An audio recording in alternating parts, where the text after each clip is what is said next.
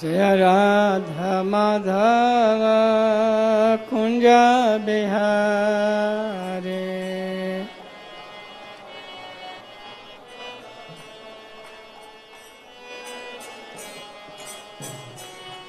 जय राधा माधव कुंज बिहारी।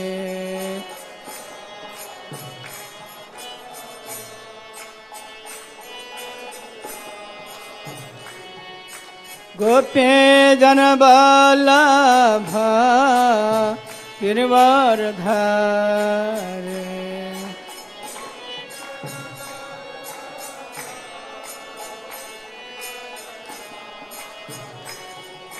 गोपी जन वल्लभ गिरिवरधारी।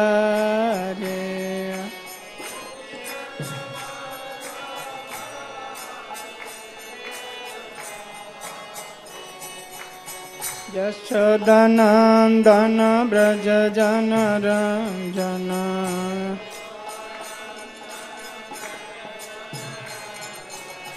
यशोदानंदन ब्रज जन रंजन।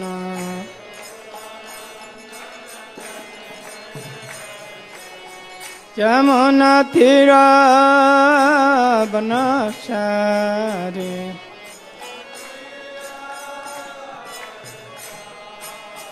यमुना तीर बनचारी।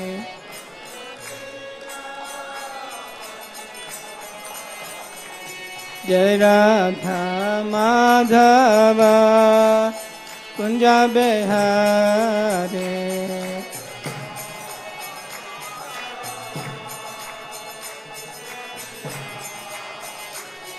जय राधा माधव कुंज बिहारी।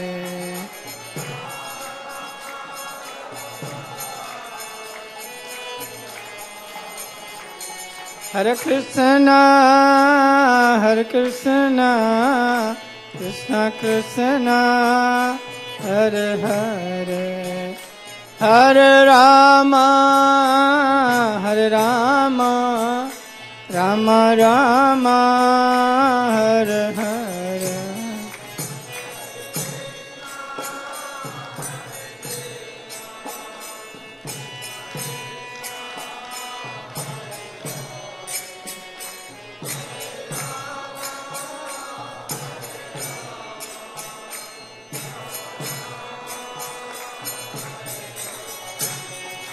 हरे कृष्णा कृष्ण कृष्ण हरे हरे। हरे राम राम राम हरे हरे।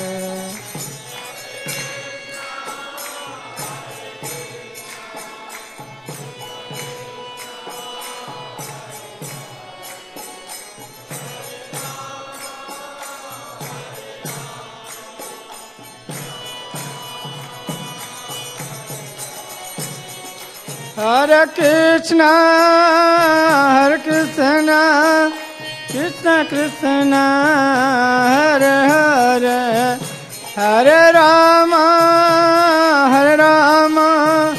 राम राम हरे हरे।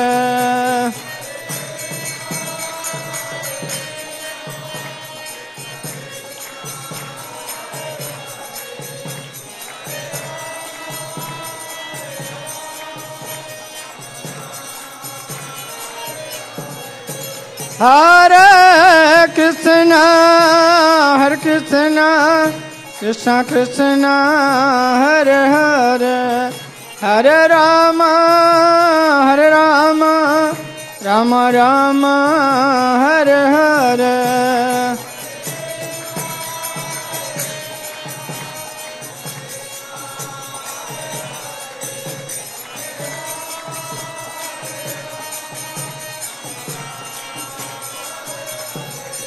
नित्य गौर हरि बोल हरि बोल हरि बोल।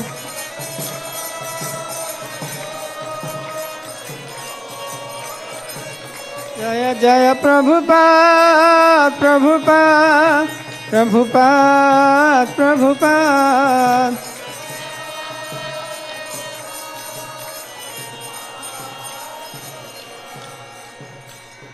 जो विष्णुपाद मंच परिव्राज का सरस्वत श्री श्रीमद अभय चरणारविंद भक्ति वेदांत समश्ल प्रभुपाद की अनंत कोटि वैष्णव वृंद की नवाचार श्रीदास ठाकुर की प्रेम से कहो श्री कृष्ण चैतन्य प्रभु नित्यानंद श्री अद्वैत गदाधर श्रीवासादि गौर भक्त वृंद की शिष्य राधा पार्षार्थी सीताराम गौर निताई की निताई गौर हरि प्रेमानंदे।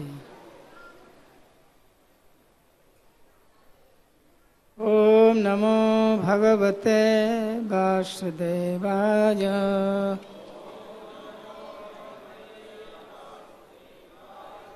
ओम नमो भगवते वासुदेवाय।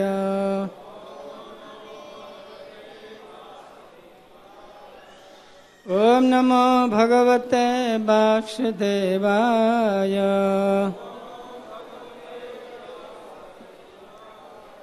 नारायणं नमस्कृत्य नरं चैव नरोत्तमं देवीं सरस्वतीं व्यासं ततो जयमुदीरये। नष्टप्रायेषु अभद्रेषु नित्यं भागवत सेवया भगवती उत्तम श्लोके भक्तिर्भवति नैष्ठिके। नमो विष्णुपादाय कृष्णप्रेष्ठाय भूतले श्रीमते भक्ति वेदांत स्वामिनिति नामिने। नमस्ते सारस्वत देवे गौरवाणी प्रचारिणे निर्विशेष शून्यवादी पश्चात देश तारिणे। श्री कृष्ण चैतन्य प्रभु नित्यानंद श्री अद्वैत गदाधर शिवासादि गौर भक्त वृंद। हरे कृष्णा कृष्णा कृष्णा हरे हरे हरे राम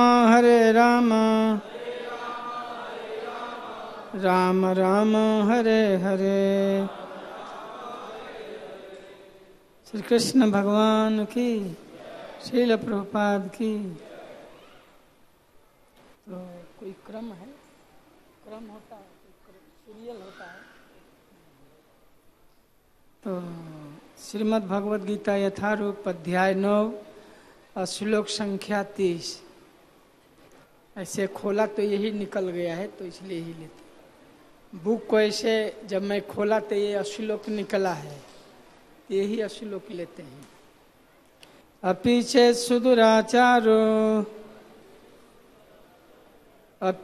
सुदुराचारो भजते मामनन्य भाग साधुरेव समन्तव्य समयक व्यवस्थितो हि स। अपि चेत् सुदुराचारो भजते मामनन्य भाग साधुरेव समन्तव्य समयक व्यवस्थितो हि स। शब्दार्थ अपि भी चेत यदि सुदुराचार अत्यंत गर्हित कर्म करने वाला भजते सेवा करता है, माम मेरी अनन्य भाग बिना विचलित हुए, साधु साधु पुरुष एवं निश्चय ही सह वह मंतव्य मानने योग्य समय पूर्णतया व्यवस्थित संकल्प वाला ही निश्चय ही सह वह। अनुवाद एवं तात्पर्य श्रील प्रभुपाद जी के द्वारा। यदि कोई जघन्य से जघन्य कर्म करता है, किंतु यदि वह भक्ति में रत रहता है तो उसे साधु मानना चाहिए, क्योंकि वह अपने संकल्प में अडिग रहता है। अब लोग दोहराइए, यदि कोई जघन्य से जघन्य कर्म करता है, किंतु यदि वह भक्ति में रत रहता है तो उसे साधु मानना चाहिए, क्योंकि वह अपने संकल्प में अडिग रहता है। तात्पर्य में श्रील प्रभुपाद जी बहुत सुंदर व्याख्या करते हैं, आप लोग ध्यान से सुनिएगा। इस श्लोक का सुदूराचार शब्द अत्यंत महत्वपूर्ण है, अतः हमें इसे ठीक से समझना होगा। जब मनुष्य बद्ध रहता है तो उसके दो प्रकार के कर्म होते हैं, प्रथम बद्ध और द्वितीय स्वाभाविक। जिस प्रकार शरीर की रक्षा करने या समाज तथा राज्य के नियमों का पालन करने के लिए तरह तरह के कर्म करने होते हैं, उसी प्रकार से बद्ध जीवन के प्रसंग में भक्तों के लिए कर्म होते हैं जो बद्ध कहलाते हैं। इनके अतिरिक्त जो जीव अपने आध्यात्मिक स्वभाव से पूर्णतया भिन्न रहता है और कृष्ण भावनामृत में या भगवत भक्ति में लगा रहता है, उसके लिए भी कर्म होते हैं जो दिव्य कहलाते हैं। ऐसे कार्य उसकी स्वाभाविक स्थिति में संपन्न होते हैं और शास्त्रीय दृष्टि से भक्ति कहलाते हैं। बद्ध अवस्था में कभी कभी भक्ति और शरीर की बद्ध सेवा एक दूसरे के समानांतर चलती रहती है, किंतु पुनः कभी कभी एक दूसरे के विपरीत हो जाती है। जहाँ तक संभव होता है भक्त सतर्क रहता है कि वह कोई ऐसा कार्य न करे जिससे यह अनुकूल स्थिति भंग हो जाए। वह जानता है कि उसकी कर्म सिद्धि उसके कृष्ण भावनामृत की अनुभूति की प्रगति पर निर्भर करती है, किंतु कभी कभी यह देखा जाता है कि कृष्ण भावनामृत में रत व्यक्ति सामाजिक या राजनीतिक दृष्टि से निंदनीय कार्य कर बैठता है, किंतु इस प्रकार के क्षणिक पतन से वह योग्य नहीं हो जाता।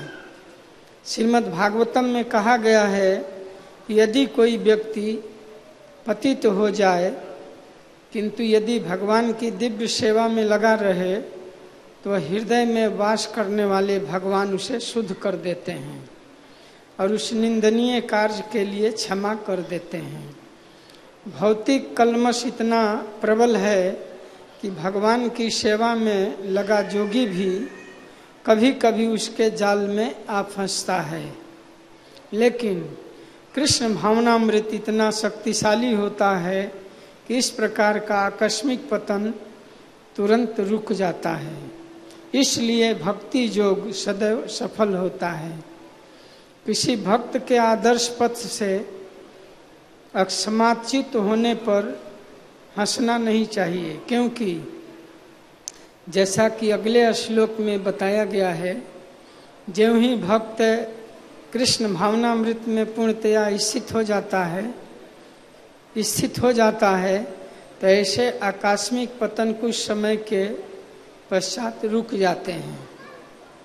अतः जो व्यक्ति कृष्ण भावनामृत में स्थित है और अनन्य भाव से हरे कृष्ण मंत्र का जप करता है तो उसे दिव्य स्थिति में आसीन समझना चाहिए। भले ही दैववशात उसका पतन क्यों न हो चुका हो। साधुरेव शब्द अत्यंत प्रभावात्मक है। ये अभक्तों को सावधान करते हैं कि आकस्मिक पतन के कारण भक्त का उपहास नहीं किया जाना चाहिए, उसे तब भी साधु ही मानना चाहिए। मंतव्य शब्द तो इससे भी अधिक बलशाली है। यदि कोई इस नियम को नहीं मानता और भक्त पर उसके पतन के कारण हंसता है तो वह भगवान के आदेश की अवज्ञा करता है। भक्त की एकमात्र योग्यता यह है कि वह विचल तथा अनन्य भाव से भक्ति में तत्पर रहे। नृसिंह पुराण में निम्नलिखित कथन प्राप्त है। भगवती च हरा अनन्य चेता,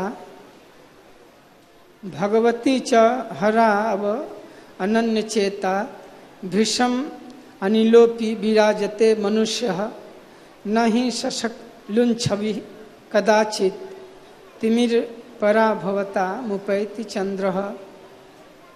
कहने का अर्थ यह है कि यदि भगवत भक्ति में तत्पर व्यक्ति कभी घृणित कार्य करता पाया जाए तो इन कार्यों को उन धब्बों की तरफ मान लेना चाहिए। जिस प्रकार चांद में खरगोश के धब्बे हैं, इन धब्बों से चांदनी के विस्तार में बाधा नहीं आती। इसी प्रकार साधु पथ से भक्त का आकस्मिक पतन उसे निंदनीय नहीं बनाता। किंतु इसी के साथ यह समझने की भूल कभी नहीं करनी चाहिए कि दिव्य भक्ति करने वाला भक्त सभी प्रकार के निंदनीय कर्म कर सकता है। इस श्लोक में केवल इसका उल्लेख है कि भौतिक संबंधों की प्रबलता के कारण कभी कोई दुर्घटना हो सकती है। भक्ति तो एक प्रकार से माया के विरुद्ध युद्ध की घोषणा है। जब तक मनुष्य माया से लड़ने के लिए पर्याप्त बलशाली नहीं होता तब तक आकस्मिक पतन हो सकती है, किंतु बलवान होने पर ऐसे पतन नहीं होते। जैसा कि पहले कहा जा चुका है, मनुष्य को इस श्लोक का दुरुपयोग करते हुए अशोभनीय कर्म नहीं करना चाहिए और यह नहीं सोचना चाहिए कि इतने पर भी वह भक्त बना रह सकता है। यदि वह भक्ति के द्वारा अपना चरित्र नहीं सुधार लेता तो उसे उच्च कोटि का भक्त नहीं मानना चाहिए। अपि चेत् सुदुराचारो भजते मामनन्य भाग, साधुरेव समन्तव्यः समयक व्यवस्थितो हि सः। यदि कोई जघन्य से जघन्य कर्म करता है किंतु यदि वह भक्ति में रत रहता है तो उसे साधु मानना चाहिए, क्योंकि वह अपने संकल्प में अडिग रहता है।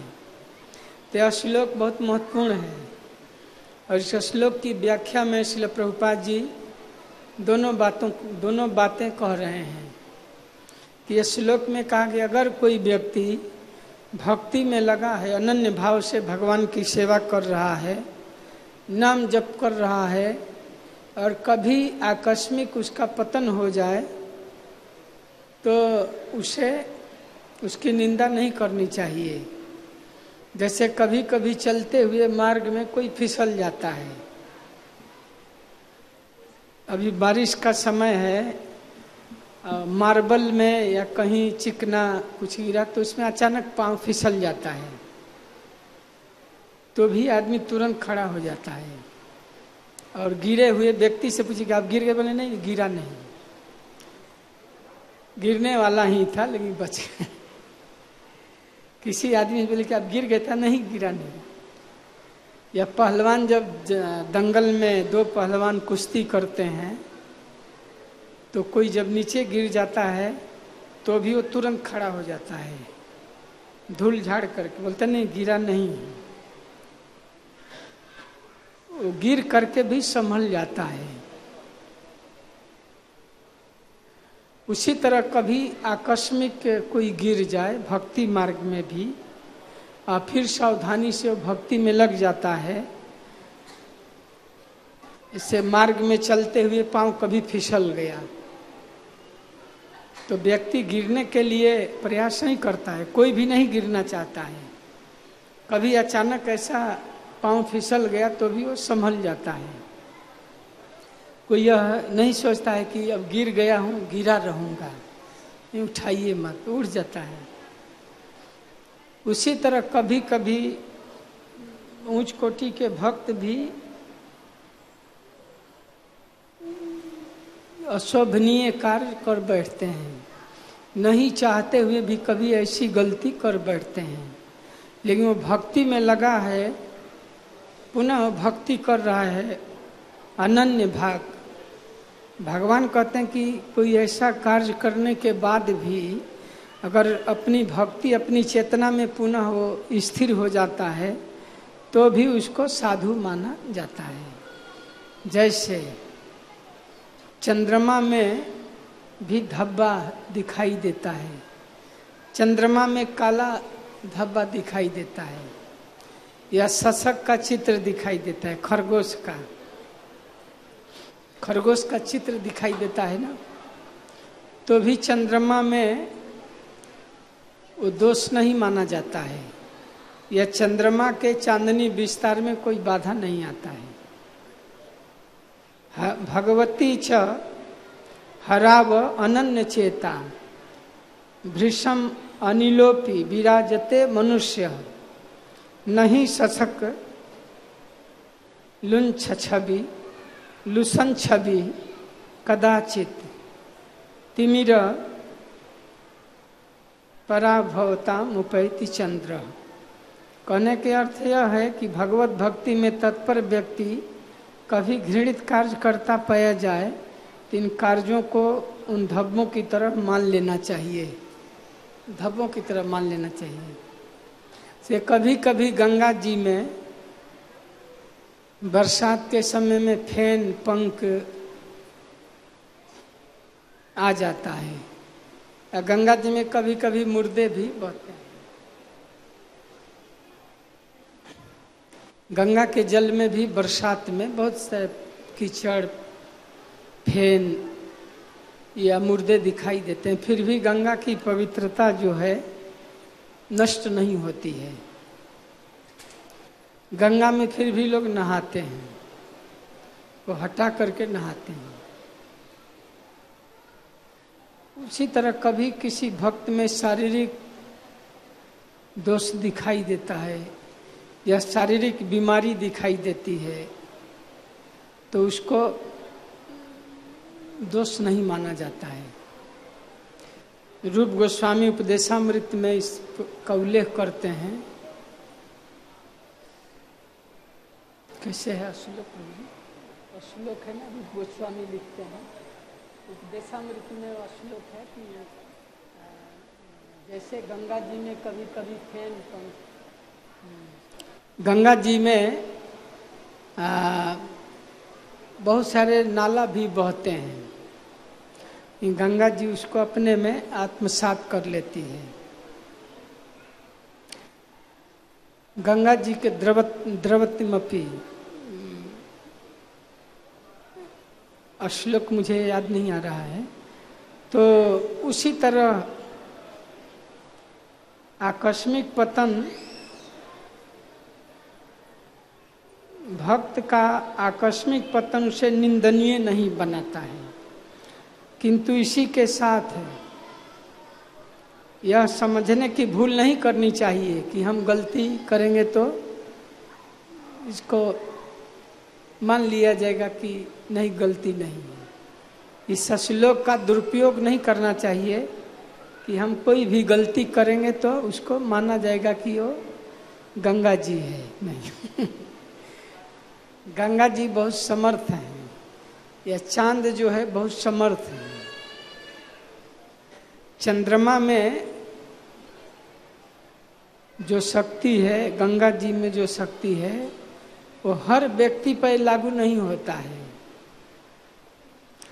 ये महान भक्तों जैसे शिव जी हैं, शिव जी कभी कभी मुंडमाल पहनते हैं या रुद्राक्ष पहनते हैं या श्मशान में निवास करते हैं, फिर भी वो पवित्र रहते हैं, फिर भी वो अशुद्ध नहीं होते हैं। वो विषपान भी कर जाते हैं, और हम लोग विषपान करेंगे तो मर जाएंगे, क्योंकि शिव जी महान हैं। वो विषपान करके भी उसके प्रभाव से प्रभावित नहीं होते हैं, श्मशान में भी रह करके भी उसके प्रभाव से प्रभावित नहीं होते हैं। तो ऐसे महान भक्तों के लिए कहा गया है, सामान्य लोगों पर लागू नहीं होता है। से गंगा जी में इतना भी नाला भी मिलता है, फिर भी वो पानी गंगा मान लिया जाता है। नाले भी गंगा जी में मिलकर वो गंगा का आकार ले लेते हैं। इसलिए कहा कि समर्थ जैसे आग है, समुद्र है, सूर्य है, इन पर दोष नहीं होता है। सूर्य की किरणें जो है मल मूत्र पर भी गिरती हैं, लेकिन सूर्य जो है उस दोष को से प्रभावित नहीं होता है, बल्कि उसको शुद्ध बना देता है। कीचड़ को भी सुखा करके, मल मूत्र को भी सुखाकर शुद्ध बना देता है। और समुद्र के जल को भी सूर्य जो है मीठा जल के रूप में बना देते हैं। सूर्य इतना शक्तिशाली हैं कि खारा पानी भी शुद्ध बनकर पीने लायक हो जाता है। जो बादल बनता है वो चाहे नाला का पानी हो, चाहे कीचड़ में जो पानी है वो हो, या समुद्र का पानी हो, सूर्य उसको वाष्पित करके मीठा जल के रूप में बना देते हैं। तो सूर्य की किरणें हर जगह पर पड़ती हैं, लेकिन सूर्य उसके दोष को बल्कि शुद्ध कर देता है। आग भी, आग जो है मुर्दे को भी जलाती है, आग जो है कचरा को भी जला देती है। आग कोई भी वस्तु को भी जला करके शुद्ध कर देती है। आग उसमें दोष नहीं प्रभावित होता है। रवि, अग्नि और सुरसरी, गंगा, ये सब महान विभूति हैं। ये दोष को भी शुद्ध कर देते हैं। उसी तरह महान व्यक्ति अगर कोई अनन्य भाव से भगवान के भक्ति में लगा है, अनन्य मतलब जिसका और अन्य कोई आश्रय न हो, कृष्ण के अतिरिक्त, न अन्य इति अनन्य, कृष्ण के अतिरिक्त और कोई उसका जीवन का लक्ष्य नहीं, उसको अनन्य कहते हैं। अनन्य भक्ति में, अनन्य भक्ति में कृष्ण भक्ति के अतिरिक्त और कोई इच्छा नहीं होता है। अनन्य भाव से जो भगवान का भजन करते हैं बिना विचलित हुए, तो वैसे लोग कभी अगर आकस्मिक उनका पतन भी हो जाता है तो भी उनको साधु मानना चाहिए। साधुरेव समन्तव्य समयक व्यवस्थितो ही सब, क्योंकि पुनः वो कृष्ण भावना में स्थिर हो जाते हैं।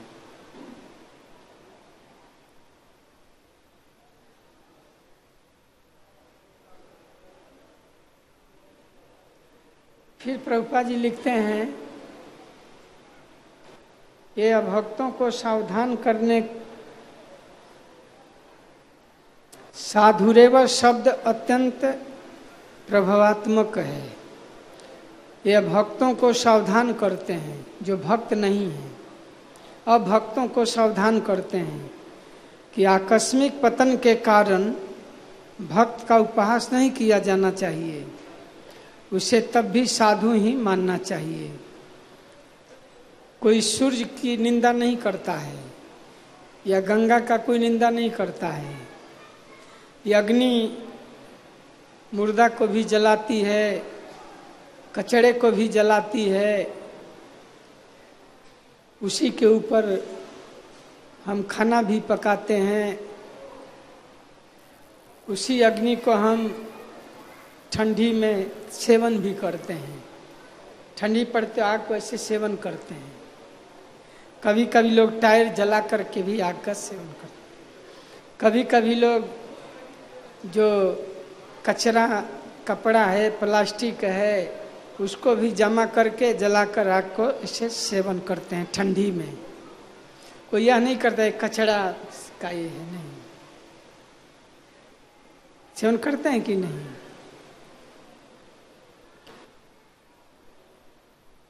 यदि कोई इस नियम को नहीं मानता और भक्त पर उसके पतन के कारण हंसता है तो वह भगवान के आदेश की अवज्ञा करता है।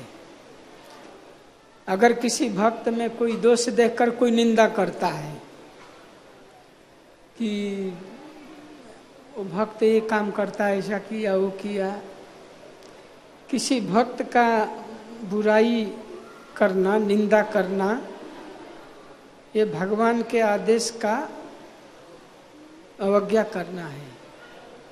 किसी में दोष भी दिखाई देता है तो उसका वर्णन नहीं करना चाहिए। उसका वर्णन करने से, चिंतन करने से वही दोष जो है आ जाता है। जैसा हम दोष देखेंगे और उसका वर्णन करेंगे, चिंतन करेंगे, तो वैसा ही हमारे अंदर भी प्रभाव आ जाता है। इसलिए किंतु इसी के साथ में यह भी कहा गया है कि हमें सावधान रहना चाहिए। हमें यह श्लोक में भगवान सावधान भी करा रहे हैं कि हमें ऐसा कोई कार्य नहीं करना चाहिए, भूल नहीं करनी चाहिए जिसे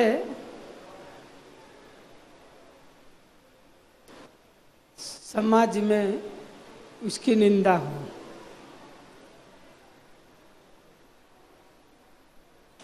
किंतु इसी के साथ यह समझने की भूल नहीं करनी चाहिए कि दिव्य भक्ति करने वाला भक्त सभी प्रकार के निंदनीय कर्म कर सकता है। इस श्लोक में केवल इसका उल्लेख है कि भौतिक संबंधों की प्रबलता के कारण कभी कोई दुर्घटना हो सकती है। भक्ति तो एक प्रकार से माया के विरुद्ध युद्ध की घोषणा है। भक्ति मतलब माया के विरुद्ध युद्ध की घोषणा है। युद्ध में कभी पराजय भी हो सकती है, हमेशा विजय ही नहीं मिलती है। भक्ति करना माया से अघोषित युद्ध है, तो कभी पराजित भी होना पड़ता है।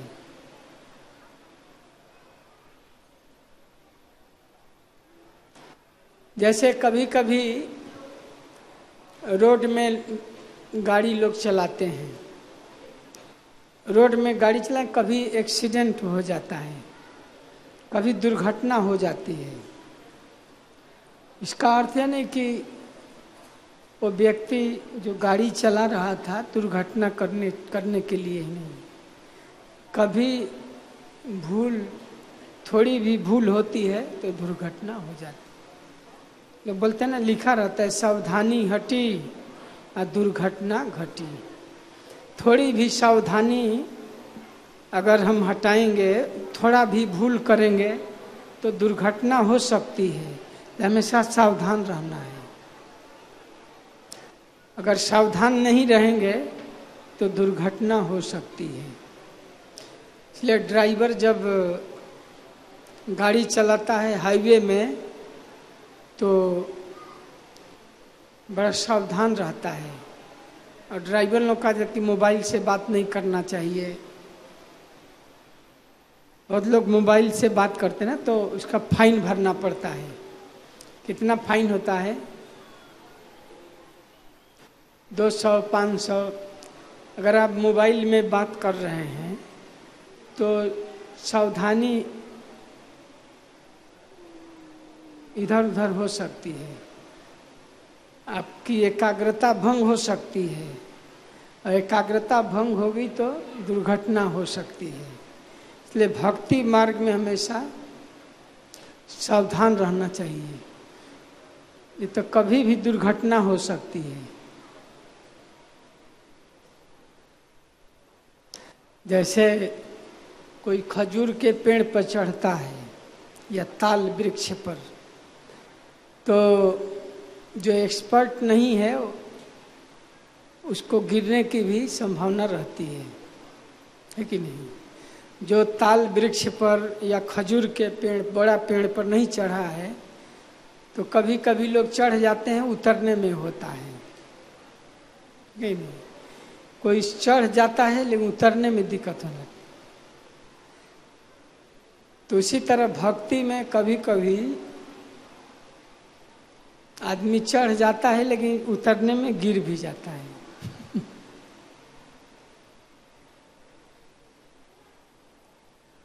तो भक्ति मार्ग में ऐसे सरल भी है और कठिन भी है। अगर सावधानी हम नहीं रखेंगे तो कभी भी पतन हो सकता है, गिर सकता है।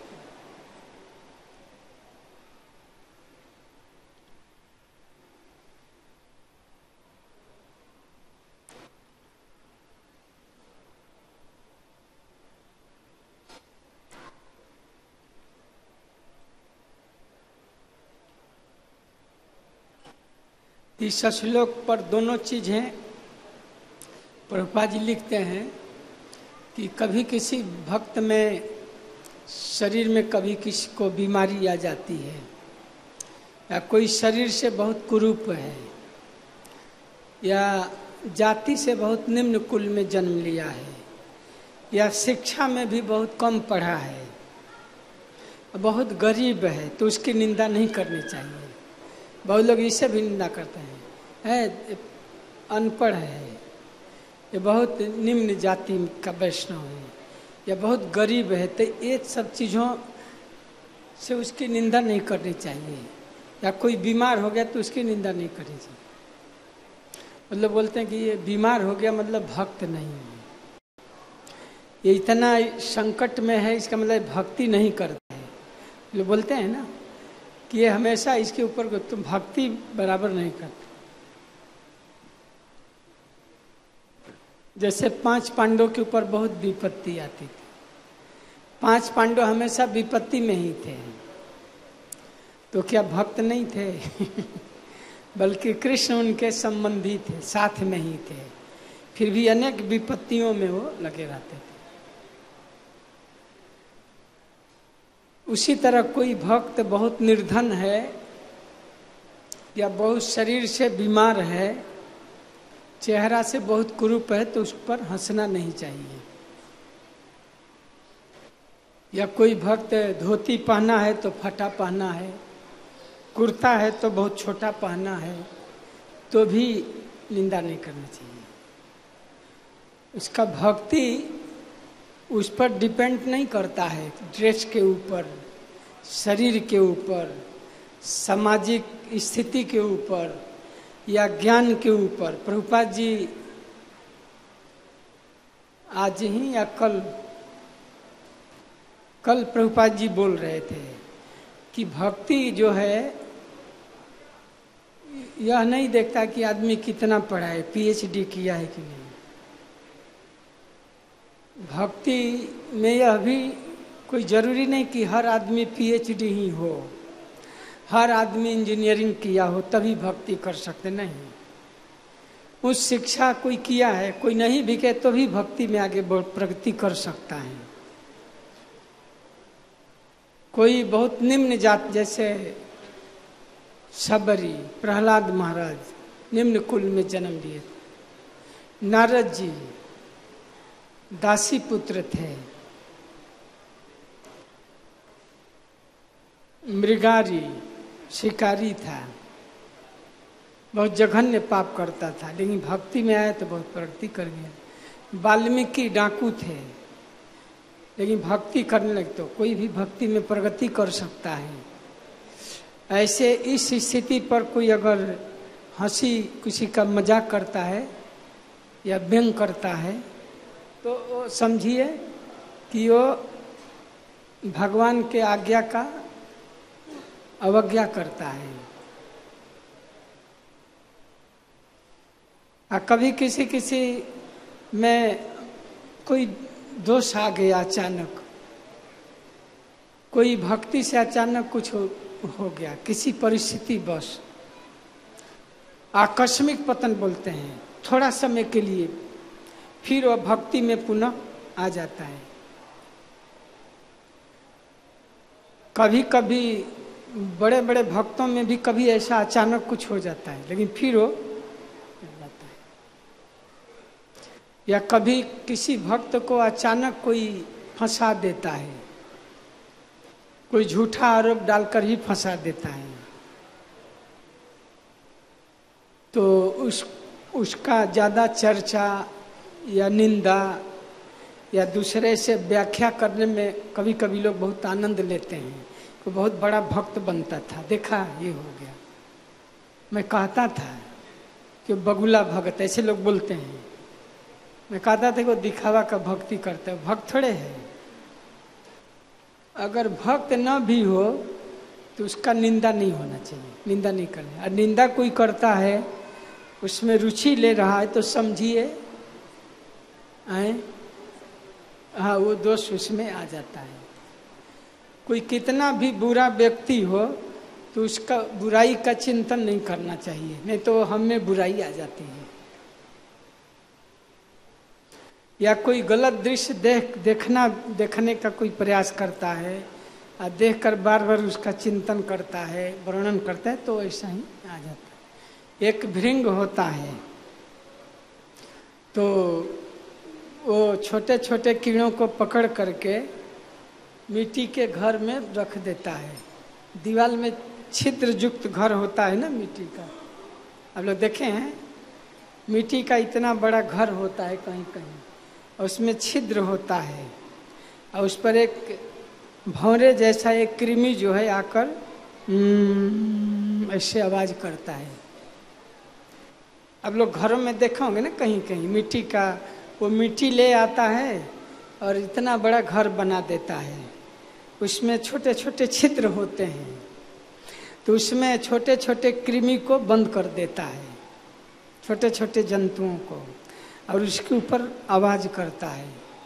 तो अंदर जो जंतु बंद रहते हैं उसके आवाज के से भय होता है उनको, और उसका चिंतन करते करते वैसे हो जाते हैं।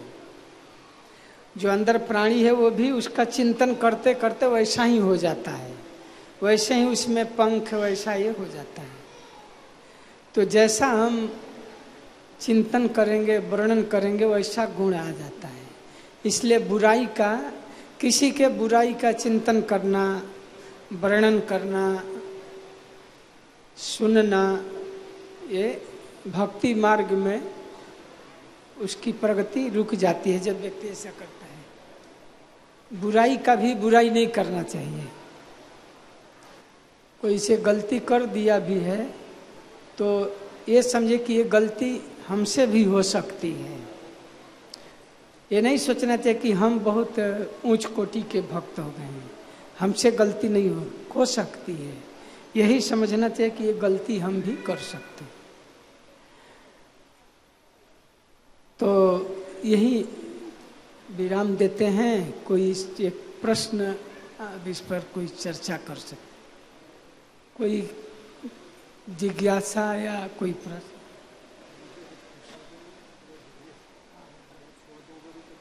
ठीक है, तब प्रश्न लेते हैं। कोई इस पर किसी का प्रश्न है? हाँ, आज प्रसादन में थोड़ा डिले है तो 2:15 बजे तक प्रवचन कंटिन्यू हो सकता है। क्वेश्चन है।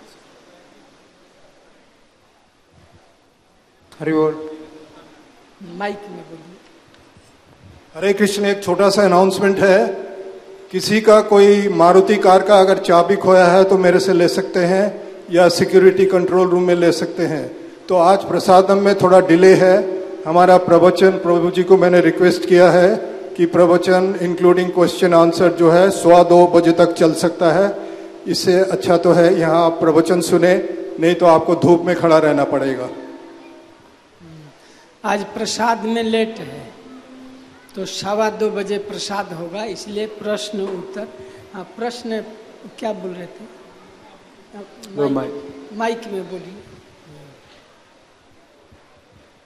हरे कृष्णा प्रभु जी। प्रभु जी, आप जैसे बताया कि एक पेड़ का एग्जाम्पल दिए थे, जैसे पेड़ का ऊपर चढ़ जाते हैं तो हम लोग को पता नहीं कैसे उतरना है, हम लोग परेशान होना ही पड़ता है।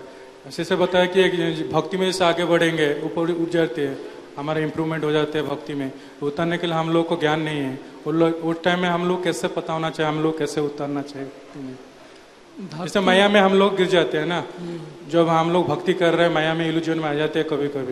कभी कभी हम लोग को उतरने के लिए वह कैसे माया को हैंडल करना पता नहीं होगा, तो उस टाइम में हम लोग कैसे उसको हैंडल करना है इल्यूजन को, वो माया को।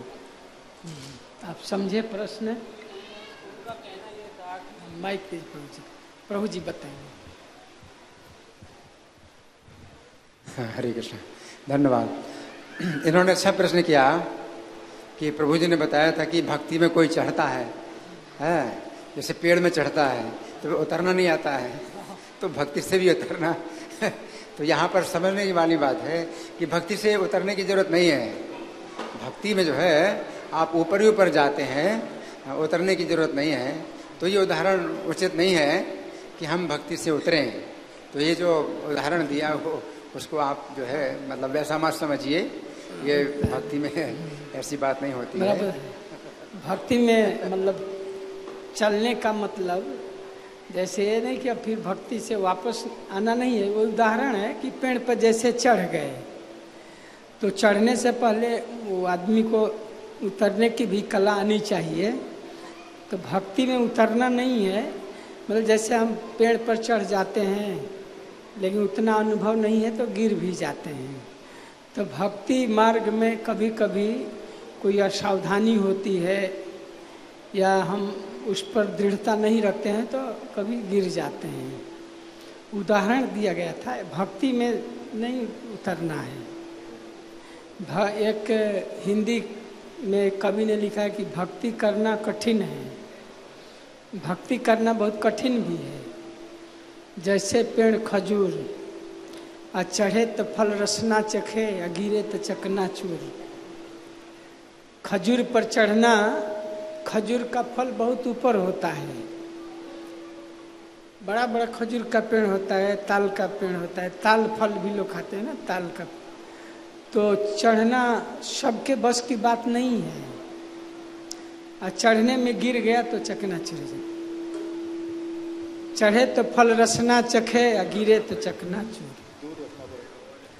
तो भक्ति में उतरना मतलब गिरना है। अगर गिर गए मतलब गिर गए सावधानी है। ऐसे अगर कोई चढ़ता है या सावधानी मतलब क्या है, पहले से कोई जो एक्सपर्ट है उससे सलाह लेना, उससे ट्रेनिंग ले लेना।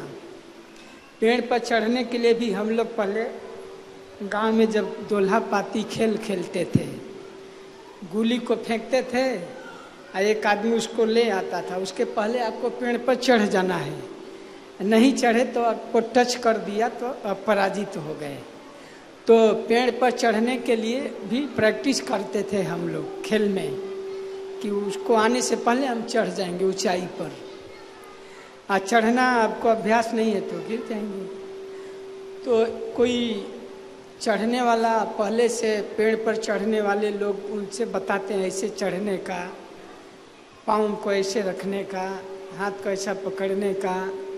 चाहता ना कोई कोई लोग पाँव में रस्सी बांध लेते हैं इधर, और कमर में भी रस्सी और पेड़ से बांध लेते हैं। इधर कमर में भी रस्सी बांध लेते हैं और पेड़ के साथ बांध, और फिर धीरे धीरे चढ़ते हैं। या साथ में ये बड़ा भुजाली लेते हैं, पेड़ में जगह जगह गड्ढा कट कर चलते हैं। तो पेड़ पर चढ़ने के लिए जो अभ्यास कर लिए हैं वो चढ़ जाते हैं। तो भक्ति मार्ग में भी साधना भक्ति जो करता है, साधन पर चलने का प्रयास करता है, साधना का अभ्यास किया है, तो अभ्यास करने से सरल हो जाता है। करत करत अभ्यास के जड़मति होत सुजान, अभ्यास भक्ति में भी उसको सरल बना देता है। जैसे बार बार तिलक करने से तिलक का ये हो जाता है, निशान हो जाता है कि नहीं?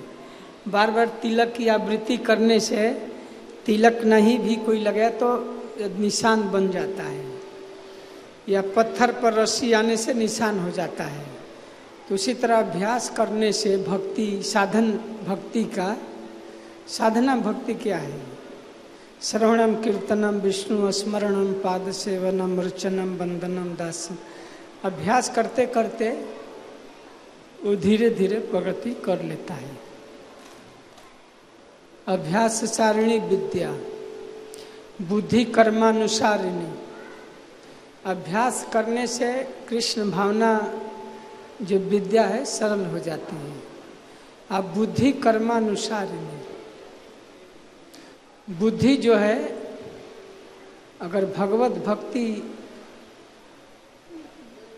प्राप्त किया है, भगवत भक्ति मति है, कृष्ण मति है, कृष्ण मति रस्तु, तो उसका कर्म भी बदल जाता है। ये है। और कोई प्रश्न?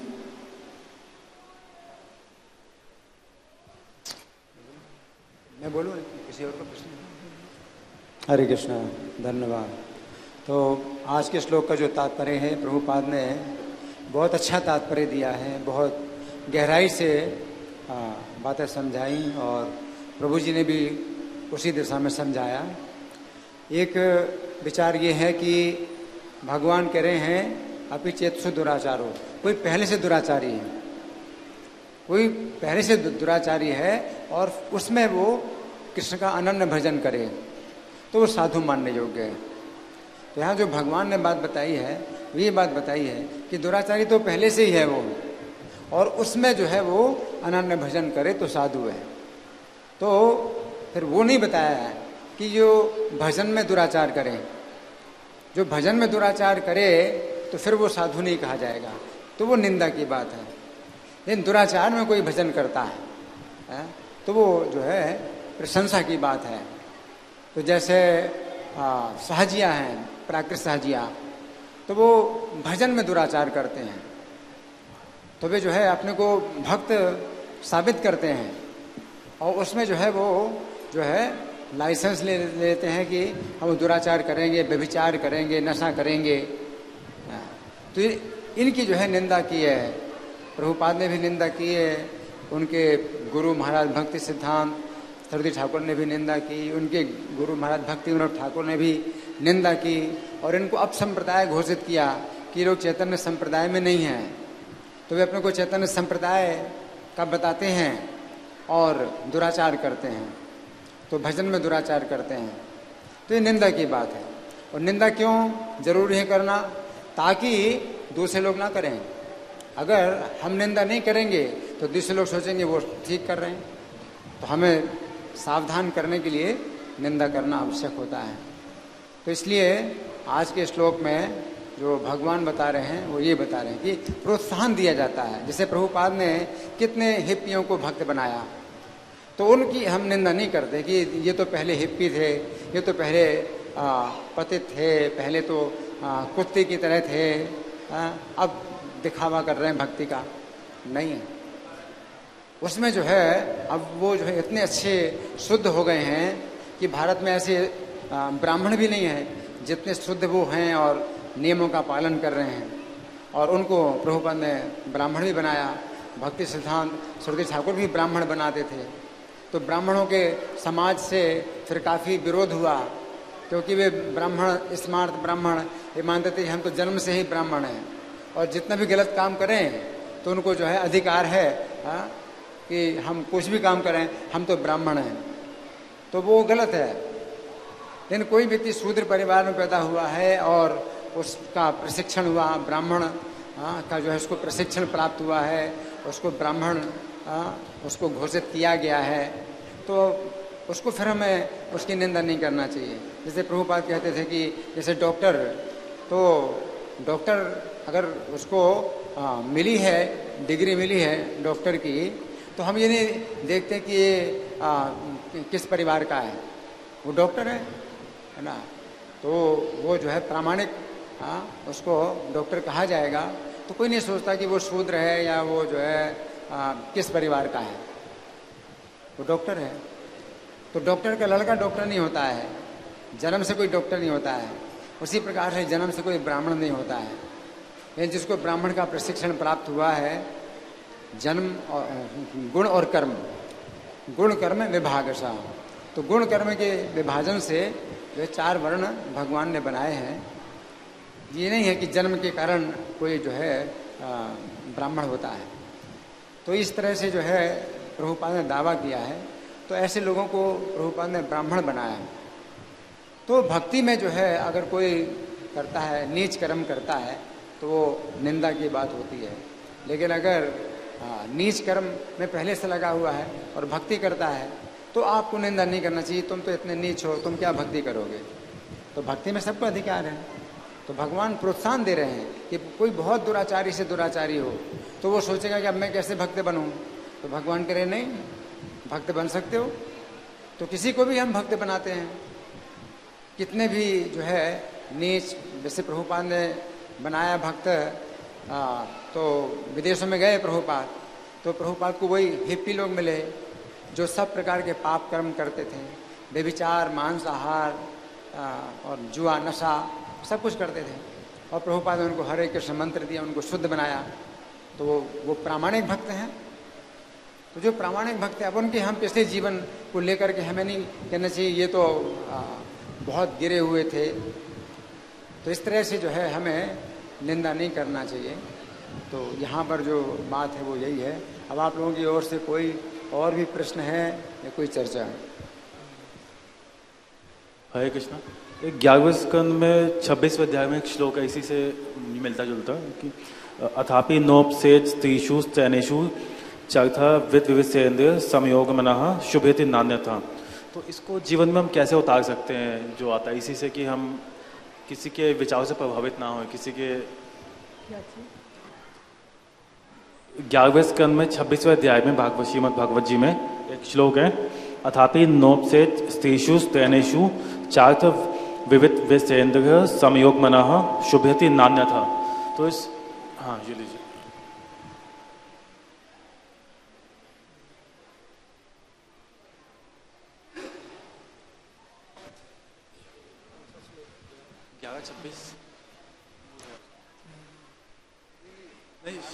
श्रीमद् भागवत ट्रांसलेशन पढ़ता हूँ। Yet even one who theoretically understand the actual nature of the body should never associate with women or with men attached to women. After all, the contact of the senses with their object inevitably agitates the mind. Yet even one who theoretically understand the actual nature of the body should never associate with women or with men attached to women. यह श्लोक है कि जो स्त्री का संगी है उसका भी संग नहीं करना चाहिए। भक्त का, वैष्णव का क्या गुण होना चाहिए कि असत्संग त्यागी, यही वैष्णव आचार। वैष्णव का सदाचार क्या है कि असत लोगों का संग नहीं करता है। असत संग त्यागी, यही वैष्णव आचार। स्त्री संगी एक असाधु, कृष्ण अभक्त यार। स्त्री संगी का भी संग नहीं करना चाहिए। स्त्री का संग तो बहुत दूर की बात है, स्त्री का संग करने वाले का भी संग नहीं करना चाहिए। तो ये वैष्णव का सदाचार है, और जो कृष्ण का भक्त नहीं है उसका भी संग नहीं करना चाहिए। कृष्ण अभक्त है, तो हमेशा क्या करना चाहिए? सत्संग में रहना चाहिए, अच्छे लोगों के संग में रहना चाहिए। अगर गलत संग में रहेंगे तो उसका प्रभाव आ सकता है। तो जैसे कभी कभी गलत संग में अच्छा आदमी भी है तो लोग बोलेंगे कि ये भी शराब पीता होगा, या शराब खाने में आप दूध पिएंगे तो लोग दूर से शराब पी रहा है। अब शराब खाने में जाकर दूध पिएंगे, क्यों? वहाँ दूध पीने क्या जरूरत, घर में पी लीजिए। कोई कि नहीं मैं शराब खाने में दूध जाकर पीता हूँ, तो कोई विश्वास नहीं करेगा, है कि नहीं? कोई विश्वास नहीं करेगा। गलत, क्योंकि गलत जगह पर पी रहे हैं। वहाँ अमृत भी पिएंगे तो लोग बोलेंगे शराब पी रहा है, देखो। वहाँ थोड़े नज़दीक कोई जाकर देखेगा। गलत आदमी भी अच्छे संग में है तो सुधर सकता है। जैसे पानी जो है दूध के संग में, दूध के कीमत में बिक जाता है। 60 रुपया लीटर, 80 रुपया लीटर पानी भी बिक जाता है दूध के संग में। या मिश्री में, आइसक्रीम में जो लकड़ी है ना, उसका हैंडल भी, लकड़ी भी बिक जाता है। या सोना के संसर्ग में कांच भी मणि जैसा दिखाई देता है। तो अच्छा संगति का महत्व है कि तुच्छ व्यक्ति भी महान बन जाता है। कोई मान लीजिए सामान्य व्यक्ति भी प्रधानमंत्री के आवास में उसको काम मिल गया, अब प्रधानमंत्री का पीए बन गया, या प्रधानमंत्री के ऑफिस में चपरासी हो गया, तो भी उसका महानता हो जाता है। लोग बोलते हैं हाँ ये बहुत बड़ा है। तो हमेशा अपने से ऊंचे बुद्धि गुण वालों के साथ रहना चाहिए। जैसे मैं जो श्लोक कह रहा था भूल गया था कि दृष्टि स्वभाव जनित बपुसश्च दोष।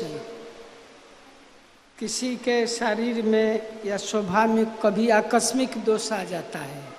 जैसे गंगा जी में बरसात में ब्रह्म द्रवत्मपगच्छति निर्धर्म बुद्ध बुद्ध फेन पंकई गंगाम भसाम खल बुद्ध बुद्ध फेन पंकई। गंगा जी में कभी बरसात के समय में फन पंख कीचड़ आ जाता है।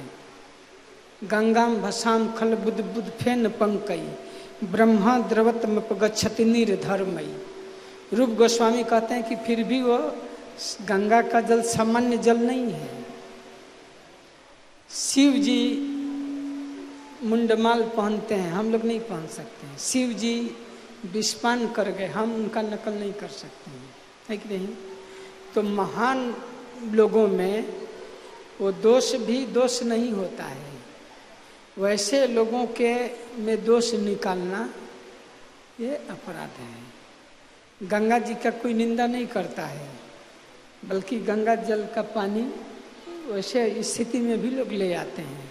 ये सामान्य लोगों के लिए ये सावधान किया जाता है कि महान लोगों में कुछ दोष भी होता है तो वो दोष नहीं है।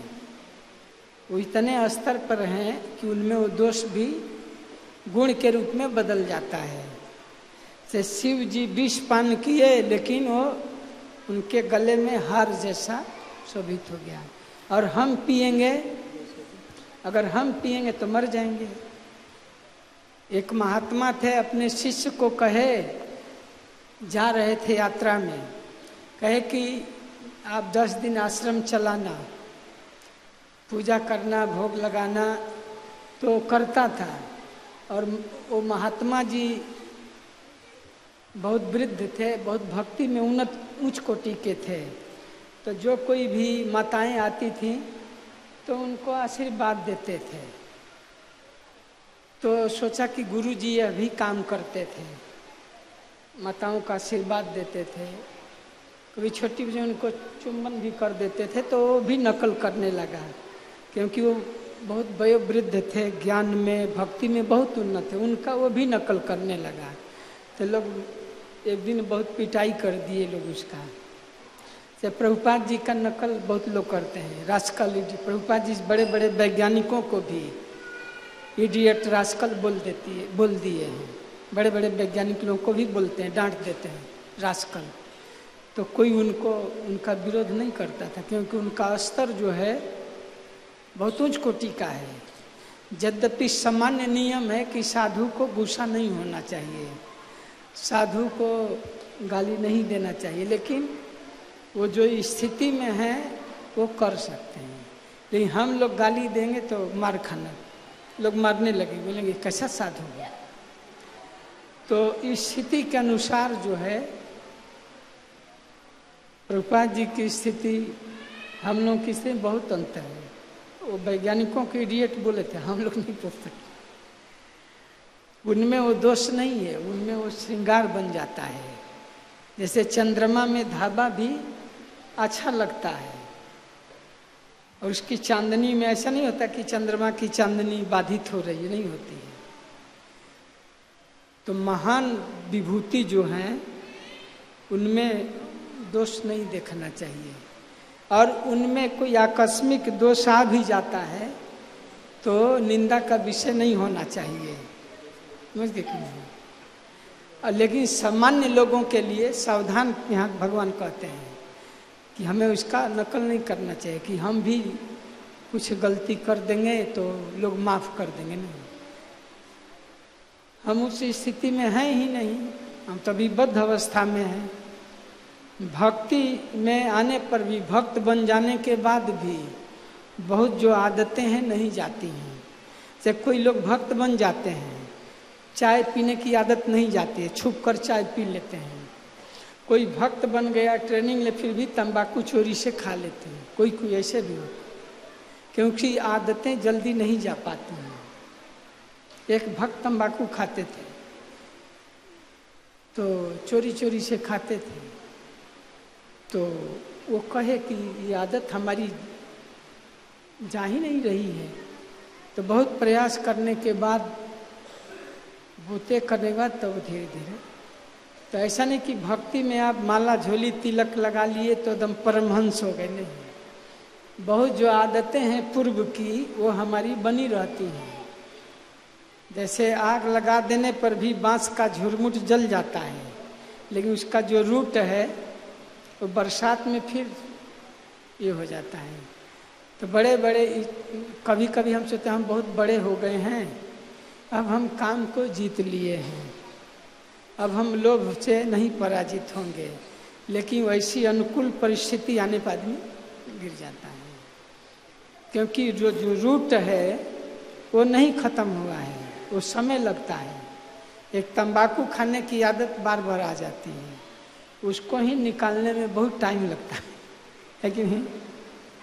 तो इस तरह से भक्ति मार्ग में अनेक अवरोध है, अनेक रुकावटें हैं। जो सावधानी से चलता है और अपने दोष पर विचार करता है, उसको प्रयास करता है बार बार सुधरने के लिए, सब तो सुधार कर सकता है।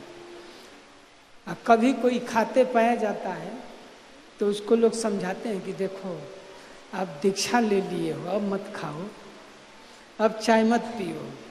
हमारे मंदिर में जुहू में एक भक्त थे, वृद्ध हो गए थे, 100 वर्ष के हो गए थे, लेकिन वो चाय पीते थे बाहर में जा कर के, पान भी खाते थे चोरी से, लेकिन भक्ति में बहुत आगे थे वो, जप में, श्रवण कीर्तन में बहुत आगे थे।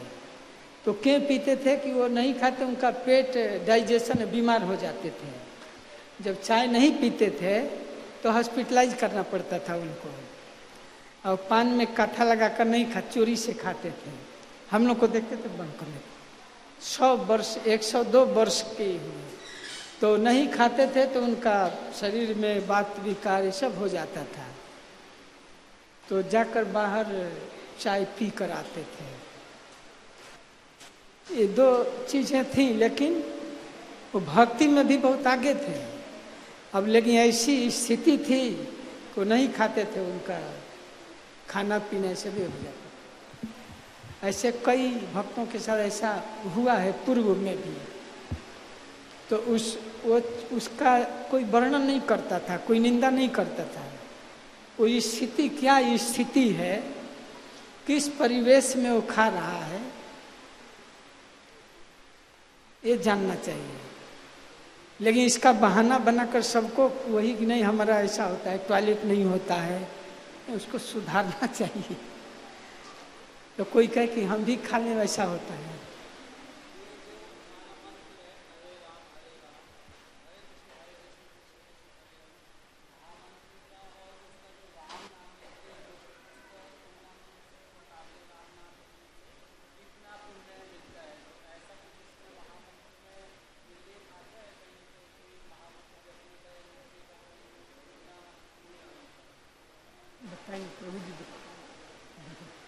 वो नाम तो चैतन्य महाप्रभु कहते हैं कि नाम नामकारी बहुधा, भगवान के बहुत नाम हैं और सब में भगवान ने सारी शक्ति रख दी है। राम, नृसिंह, गोविंद, भगवान के अनेक नाम हैं। सब नामों में सारी शक्तियां हैं। चैतन्य महाप्रभु खुद कहते हैं नाम नामकारी बहुधा, भगवान के बहुत नाम हैं और भगवान अपनी शक्ति को नाम में रखा है। तो महामंत्र में तो राम आता ही है।